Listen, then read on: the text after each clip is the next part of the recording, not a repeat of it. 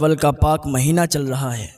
इसमें चाहिए कि आप हुजूर के नाम पर ज़्यादा से ज़्यादा लंगर करें, ज़्यादा से ज़्यादा अपने घर में चरागा करें, रोशनी का इंतज़ाम करें। जिसके खातिर सारी कायनात बनाई गई, उसी के नाम पर अगर हम कुछ पैसे नहीं खर्च कर सकते तो फिर क्या कर सकते हैं।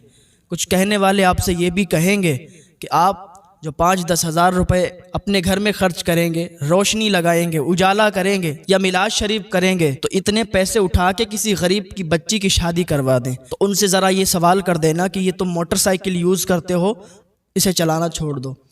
जो अच्छे फ़ोन इस्तेमाल करते हो, इन्हें चलाना छोड़ दो। ब्रांडेड कपड़े पहनते हो, पहनना छोड़ दो। क्योंकि हम हुजूर के नाम पर अगर इतना नहीं कर सकते तो फिर हमारी ज़िंदगी बेकार है।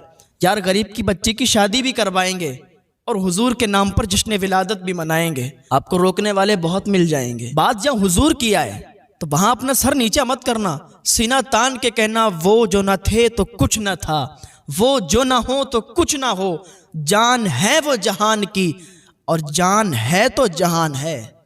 हुजूर के नाम पर हमारी जानें भी कुर्बान हैं। तो 10-5 हज़ार रुपए की क्या बात है। ये लाइटें, रोशनी हम इंशाल्लाह ज़रूर करेंगे और हुजूर के नाम पर मिलाद शरीफ का भी प्रोग्राम करेंगे। लोग सवाल करेंगे, यार क्या हुजूर की जब विलादत हुई थी तो किसी ने जुलूस उठाया था? तो उनसे ज़रा सवाल करना कि मक्के में जब हुजूर की विलादत हुई थी उस टाइम वहाँ पर मुसलमान कितने थे? सवाल आप कर देना, फिर जवाब देखो क्या आता है। जब हुजूर की विलादत हुई थी तो मक्के में कोई मुसलमान नहीं था। हज़रत अब्दुल मुत्तलिब थे, हज़रत आमना थी, इनके घर के अलावा कोई मुसलमान नहीं था। फिर कौन जुलूस निकालता? हाँ, रही बात झंडे लगाने की, झंडे उठाने की, तो ये हज़रत जिब्रील की सुन्नत है। हज़रत जिब्रील अलैहिस्सलाम ने झंडे लगाए थे। रही बात लाइटें लगाने की, तो आपको पता है, आप सीरत पढ़ें हुजूर की, तारे भी हज़रत आमना के घर में झुक गए थे। जब तारे ऊपर होते हैं तो उनका हुस्न कितना होता है, उनके हुस्न का आलम क्या होता है। जब वो नीचे आए होंगे तब उनका हुस्न कैसा लगा होगा। फरिश्ते हज़रत आमना के घर का पहरा दे रहे थे। दरवाजे पर फरिश्ते खड़े हुए थे कि कोई हज़रत आमना के घर में दाखिल ना हो जाए। हज़रत अब्दुल मुत्तलिब खाने काबा का तवाफ़ करने के लिए गए थे। जैसे ही हुजूर की विलादत हुई तो काबा सजदे में आ गया। हज़रत अब्दुल मुत्तलिब ने अल्लाह रब्बुल इज़्ज़त की बारगाह में अरीज़ा पेश किया, मौला कभी तो ऐसा देखा नहीं कि काबा सजदे में चला गया हो। या अल्लाह, आज ये क्या हो गया, ये काबा सजदे में क्यों चला गया? आवाज़ आई, अब्दुल मुत्तलिब काबे से खुद पूछो कि काबा सजदे में क्यों चला गया। हज़रत अब्दुल मुत्तलिब ने अर्ज़ किया, या अल्लाह क्या ये बोलेगा? आवाज़ आई, पहले तो कभी नहीं बोला था पर अब ज़रूर बोलेगा। हज़रत अब्दुल मुत्तलिब ने काबे से कहा, ए काबा तू क्यों झुक गया है? ए काबा तू सजदे में क्यों गिर गया है? काबे से आवाज़ आई, वलियों का काबा मैं हूँ, नबियों का काबा मैं हूँ, गौस कुतुब का काबा मैं हूँ, अंबिया का काबा मैं हूँ, रसूलों का काबा मैं हूँ। ए अब्दुल मुत्तलिब, सबका काबा मैं हूँ, पर मेरा भी कोई काबा है। जो तुम्हारे घर तुम्हारा पोता आया है वही मेरा काबा है। आला हजरत फरमाते हैं, हाजियो आओ शहनशाह का रोज़ा देखो, काबा तो देख चुके काबे का काबा देखो। हजरत अब्दुल मुत्तलिब ने जब इतना सुना, दौड़ के आए, देखा दरवाजे पर कोई तलवार लिए, नंगी तलवार लिए पहरा दे रहा है। आपने बढ़ के उनसे पूछा, आप कौन हैं? मैं फरिश्तों में से एक फरिश्ता हूँ। अल्लाह रब्बुल इज़्ज़त ने मेरी ये ड्यूटी लगाई है कि मैं दरवाजे पर पहरा दूं। अंदर जाके देखें, फरिश्तों की जमात कतार दर कतार आई है, फरिश्तों की जमातें आई हैं, हुजूर का चेहरा देख रही हैं, हुजूर का दीदार कर रही हैं। और आप अंदर जाके देखें माहौल क्या है, सितारे ज़मीन पर आ गए हैं। जब हुजूर की विलादत हो रही थी, हज़रत जिब्रील अलैहिस्सलाम अल्लाह रब्बुल इज़्ज़त की बारगाह में हाज़िरी देते, मौला आज तेरा प्यारा महबूब दुनिया में तशरीफ़ ला रहा है। मौला, उनकी वालिदा हज़रत आमना रज़ियल्लाहु ताला अन्हा वो अकेली हैं और वहाँ पर उन्हें किसी की ज़रूरत है। मौला तू हुक्म फरमा, जिसको तू बताएगा उसको मैं वहाँ पर ले जाऊँगा। अल्लाह फरमाता है, जाओ आसिया को ले लो, जाओ मरियम को ले लो, जाओ हव्वा को ले लो, जन्नत की हूरों की सरदारा को ले लो। हज़रत जिब्रील अर्ज़ करते हैं, या अल्लाह आसिया को क्यों? अल्लाह फरमाता है, मैंने आसिया से वादा किया था, तू मेरे कलीम की परवरिश कर, तू मेरे मूसा को पाल, कल जब मेरा महबूब दुनिया में तशरीफ़ लाएगा तो मैं उसकी दाई बनाकर तुझे भेजूँगा, तो जाओ उनको ले जाओ। हज़रत जिब्रील अलैहिस्सलाम उन चारों ख़वातीन को लेकर हज़रत बीबी आमना के घर आए। हज़रत आमना देखती हैं डर जाती हैं पहले।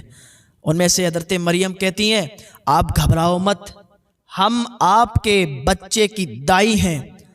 आप कहती हैं, हमने आपको इससे पहले तो कभी नहीं देखा, आप कौन लोग हो, बड़ा खूबसूरत हो, अरब में तो ऐसी खातून नहीं है, अजम में भी ऐसी खातून नहीं है, मिस्र में भी ऐसी खातून नहीं, कहीं मैंने आज तक ऐसी खातून नहीं देखी जैसी आप लोग हैं।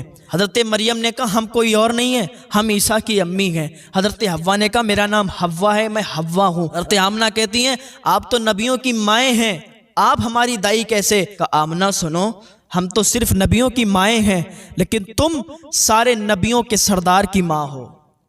हज़रत आमना रज़ी अल्लाह ताला अन्हा कहती हैं, फिर मुझे कोई खौफ नहीं रहा, पहले मैं बहुत डर रही थी, अब क्या होगा क्या होगा, कैसे क्या होगा, लेकिन हज़रत आमना कहती हैं, फिर मुझे बिल्कुल डर नहीं लगा। हुजूर सल्लल्लाहु ताला अलैहि वसल्लम की विलादत हो गई, और जब हुजूर की विलादत का टाइम था, आपके घर में खुशबू ही खुशबू थी, आपके घर में उजाला ही उजाला था। निसार तेरी चहल पहल पर, हज़ारों ईदें रबीउल अव्वल, सिवाय इबलीस के जहाँ में सभी तो खुशियाँ मना रहे हैं।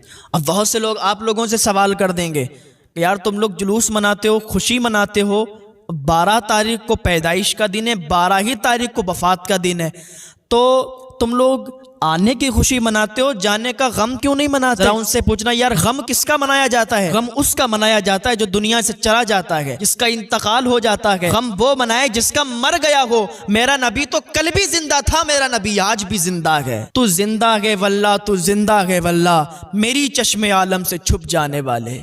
मेरा नबी तो कल भी जिंदा था, मेरा नबी आज भी जिंदा है। यार कुल्लू नफ्सिन ज़ाइक़तुल मौत, हर जानदार को मौत का मज़ा चखना है। अब ज़रा उनसे पूछें कि कुरान में है, वला तक़ूलू लिमन युक़तलू फ़ी सबीलिल्लाहि अमवात बल अहयाउन, कि जो अल्लाह की राह में शहीद हो जाते हैं उन्हें मुर्दा ना कहो, बल्कि वो जिंदा हैं। तो जो शहीद हैं वो जिंदा हैं, वो सब मानते हैं, सब लोग मानते हैं कि जो शहीद हैं वो जिंदा हैं। इस बात से तो सब मुत्तफिक है, क्योंकि रब का फरमान है, तो शहीद जिंदा हैं। हर कब्र में मेरा नबी तशरीफ ले जाता है, तो मेरा नबी मर कैसे सकता है? मेरा नबी कल भी जिंदा था, आज भी जिंदा है। उनके नाम पर हम अपने घरों को भी सजाएंगे, अपने घरों में इंशाअल्लाह झंडे भी लगाएंगे, क्योंकि हुजूर से बढ़कर हमारे लिए कोई नहीं है। अगर हुजूर के नाम पर हम कुछ ना कर सकते हैं तो फिर बेकार है यार हमारी ज़िंदगी। हुजूर सल्लल्लाहु ताला अलैहि वसल्लम की विलादत के बाद जो वाक़ियात हुए, हज़रत दाई हलीमा के जो वाक़ियात हैं, किस्से हैं, सब लोग आप जानते हैं, वो वाक़ियात से आप वाकिफ़ हैं। तो उसके बाद जो वाक़ियात हुए, जंगल में आप बकरियां चराने गए, वो आप एक दिन नहीं गए तो शेर आपकी बकरी को उठा के ले गया, फिर आप तशरीफ़ ले गए। शेर ने कहा, या रसूल अल्लाह, मेरा मकसद ये नहीं था कि मैं बकरी को खा जाऊंगा, बल्कि मैं तो इसलिए ले गया था कि आप तशरीफ़ लाएंगे, हम आपके चेहरे की ज़ियारत कर लेंगे, ये मकसद मेरा था। या रसूलल्लाह हमें माफ़ फरमाइए। तो जानवर भी आपसे बातें करते हैं, जानवर भी आपसे प्यार करते हैं। आज की हम बात करें, हर इंसान इसी बेकरारी में है कि महबूब बनाएं तो किसे बनाएं, प्यार करें तो किसे करें। क्या कोई ऐसा भी हुस्न वाला है जिसे प्यार किया जाए, जिसे महबूब बनाया जाए? तो हम इस कायनात गेती में महबूब ढूंढने के लिए निकलते हैं। मुफक्किरीन, माहिरीन इस पर तवज्जो दिलाते हैं और रहनुमाई फरमाते हैं कि अगर तुम किसी को महबूब बनाना चाहते हो तो उसकी कुछ सिफतें होती हैं, कुछ शर्तें होती हैं। अगर वो सिफतें उसके अंदर मिल जाएं तो उसे तुम महबूब बना लो। का सबसे पहली सिफत ये है कि वो खूबसूरत हो। एक सिफत ये है कि वो खूबसूरत हो, उसे महबूब बना लो। का सिर्फ खूबसूरती की बिना पर उसे महबूब बना सकते हैं? का नहीं। अगर सिर्फ खूबसूरती की बिना पर उसे महबूब बनाएंगे तो धोखा दे देगा। इसलिए कि हर खूबसूरत चीज को महबूब नहीं बना सकते। खूबसूरती के साथ साथ वफादार भी हो, बावफा हो, बेवफा ना हो। इसलिए कि अगर खूबसूरत है, वफादार नहीं है, तो धोखा दे के चला जाएगा। और जब धोखा दे के चला जाएगा तो फिर कभी रेल की पटरी के नीचे आओगे, कभी जहर खाओगे, कभी ऊंचे मकानों से नीचे कूद के अपनी जान दे दोगे। इसलिए जब किसी को महबूब बनाओगे तो खूबसूरत भी हो, बावफा भी हो, बेवफा ना हो। का ये दो सूरतें हैं। तीसरी सूरत ये है, तीसरी सिफत ये है कि जिसको तुम महबूब बनाओ वो ताकतवर भी हो।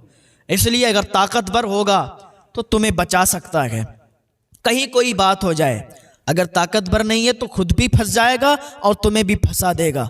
का 3 सिफतें ये हो गई। का चौथी सिफत पता है क्या है? चौथी सिफत वो है कि तुम उससे प्यार करते हो, वो तुमसे भी प्यार करता हो। अब ये नहीं कि जिसे तुम महबूब बना रहे हो तुम ही प्यार करते हो, वो प्यार ही नहीं करता, वो तवज्जो ही नहीं देता। तो जिससे तुम प्यार करते हो वो तुमसे प्यार ही नहीं करता, वो तुम्हारी तरफ देखता ही नहीं है, वो तुमसे तवज्जो ही नहीं रखता है, तो फिर बेकार है। तो फिर उससे प्यार नहीं कर सकते, उसको महबूब नहीं बना सकते। का 5वीं सिफत यह है कि वो सखी भी हो, खर्च करने वाला भी हो। का 6ठी सूरत यह है कि उसका ताल्लुक उससे ऊंची जगह से भी हो, उसका राब्ता उससे ऊंची जगह से हो।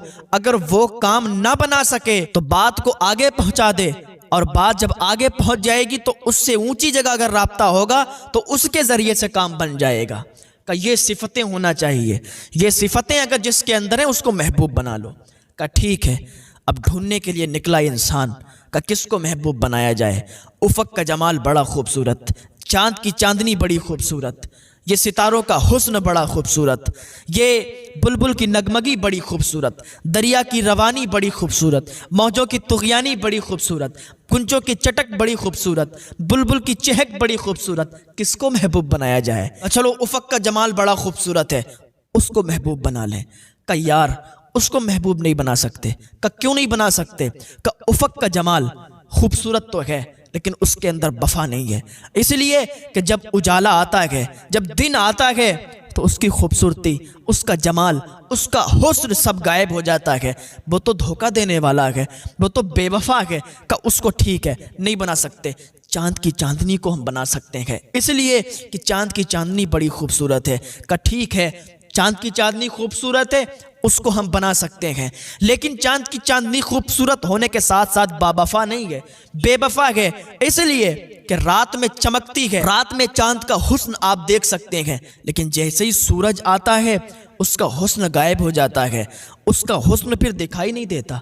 तो पता चला खूबसूरत तो है पर बावफा नहीं है। कब फिर किसको बनाया जाए? का चलो बुलबुल को महबूब बनाए। कब बुलबुल को महबूब बनाओगे? कब बुलबुल को महबूब नहीं बना सकते। का क्यों नहीं बना सकते?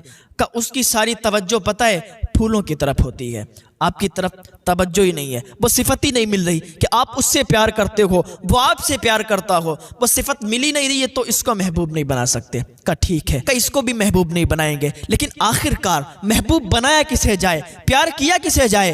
किसके अंदर ये सिफतें मौजूद होंगी? चांद की चांदनी खारिज हो गई, सितारों का हुस्न खारिज हो गया, ये दरिया की रवानी खारिज हो गई, मौजों की तुग़यानी खारिज हो गई, बुलबुल की नगमगी खारिज हो गई, गुंजों की चटक खारिज हो गई, फूलों का हुस्न खारिज हो गया, सारी चीजें खारिज हो गई। किसी के अंदर ये चीजें नहीं है। का यार फिर महबूब बनाया किसे जाए, प्यार किया किसे जाए? का सुनो, जिसके अंदर वफा भी हो, जिसके अंदर सखा भी हो, जिसके अंदर हुस्न भी हो, जिसके अंदर जमाल भी हो, जिसके अंदर ताकत भी हो, ऊंची जगह से राब्ता भी हो, वो सखी भी हो, वो तुमसे प्यार करता हो, तुम उससे प्यार करते हो, का उसको महबूब बनाओ। इंसान सोचने पर मजबूर हो गया, आखिरकार ऐसी जात कहाँ है, ऐसा हुस्न वाला कहाँ है, ऐसा वफा वाला कहाँ है, ऐसा सखा वाला कहाँ है, ऐसी ताकत वाला कहाँ है, ऐसे हुस्न वाला कहाँ है? इंसान ढूंढने पर मजबूर हो गया, ढूंढता रहा, ढूंढता रहा, ढूंढता रहा, बस एक ही जात उसे समझ में आई कि उसमें हुस्न भी है, उसमें सखा भी है, उसमें वफा भी है, उसमें ताकत भी है, उसमें खूबी भी है,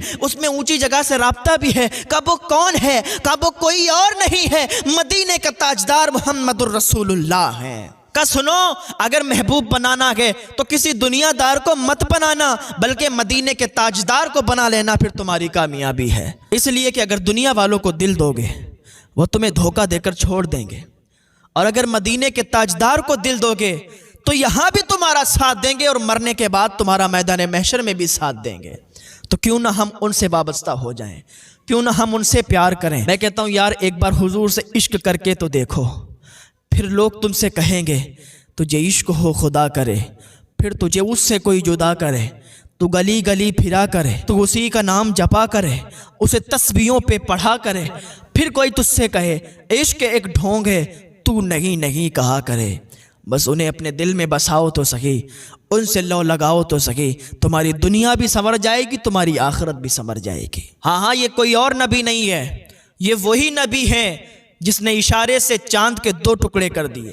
तो हम क्यों ना उनकी बात करें, क्यों ना उनके नाम पर हम जश्न मनाएं, क्यों ना उनके नाम पर हम चरागा करें। लोगों ने कहा यार मुझे ये बताओ, क्या कोई ऐसा भी हुस्न वाला है कि जिसके अंदर कोई दाग ना हो, जो बेऐब हो, बेदाग हो? तो आला हज़रत फरमाते हैं वो कमाल हुस्न गुजूर है कि गुमान नक्स जहां नहीं, यही फूल खार से दूर है, यही शम्मा है कि धुआं नहीं। हाँ,